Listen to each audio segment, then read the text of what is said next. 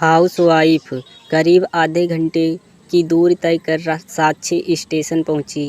Cab से उतरकर उसने एक कुली को आवाज़ लगाई। प्लेटफॉर्म नंबर 6 पर ले जाना है। भैया कितना लोगे? 150 लगेगा मैडम जी। 150 रुपये? क्या भैया, इतना तो घर से यहाँ तक का रिक्शा का किराया भी नहीं लगता। अरे मैडम, इन कैब वालों को बिना मोल भाव के पैसे देंगे, लेकिन हम जैसे ज़रूरतमंद लोगों को नहीं। पैसे तो दूंगी ही भैया, लेकिन आप वजीब तो बताओ। सिर्फ एक प्लेटफॉर्म की सीढ़ी की तो चढ़नी है। यहाँ से 140 दे देना। अभी मैडम, इससे कम नहीं होगा। नहीं, रहने दो भैया, आप लोगों बच्चे देखकर फ़ायदा उठाते हैं। सिर्फ 3 नग ही तो हैं, छोड़िए आप, मैं खुद ले लूँगी। अरे मैडम, क्यों जिद कर रही है? चलिए 130 रुपये में फ़ाइनल कीजिए। आगे आपकी मर्ज़ी। नहीं भैया, आप रहने दीजिए, मैं देख लूँगी। साक्षी ने एक व्हील वाली स्टैची के ऊपर बैग रखा और दूसरी बैग को, जो बिना व्हील का था, उसे उठा लिया। दोनों बच्चों को अपने से आगे किया और धीरे धीरे प्लेटफार्म के भीतर प्रवेश करने लगी। वे कुछ दूरी तक ही गई होगी कि वे कुली वापस आया और बोला, लाओ मैडम, सामान हमें दे दो। आप बच्चों को संभालो, आपका जो दिल करे दे दीजिएगा।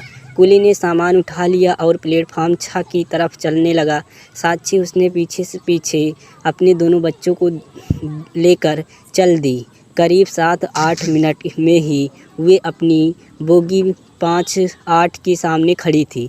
कुल सीट नंबर क्या है मैडम जी? साक्षी 25 अप्रैल 25 और 26, लेकिन आप रहने दीजिए, मैं ले लूँगी। यहाँ से कुली, अरे कोई नहीं मैडम, आइए भीतर, मैं रख देता हूँ। साक्षी पहले से ही बड़ी अपनी ट्रेन में चढ़ी और फाइनली अपनी सीट पर पहुँची। कुली ने सामान सही से सीट के नीचे रखा। साक्षी ने अपने पर्स से 150 रुपये निकाल कर कुली को दे दी। कुली मुस्कुराया और बोला, क्या मैडम, इतना चिकचिका कर किया? और अभी कुली ने 100 रुपये लिए और 50 वापस करते हुए कहा, मेहनत का ले रहा हूँ मैडम, इतने में घर पर कुछ तो खाने को ले जाऊंगी।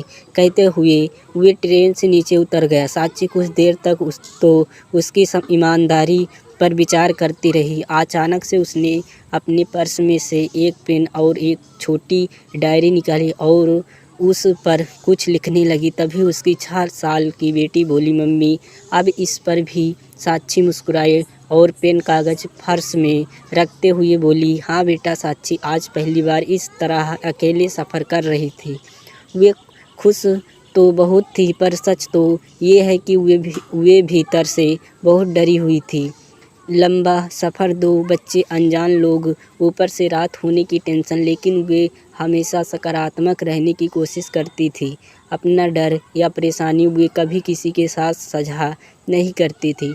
अपनी सारी बातें साझा करने के लिए साक्षी एक अलग ही रास्ता अपनाती थी, जिसके बारे में सिर्फ उसकी बेटी रुचित ही जानती थी। उसका 4 साल का बेटा मृदंग, उसके पति अंकित, सास ससुर सभी इस बात से अनजान थे।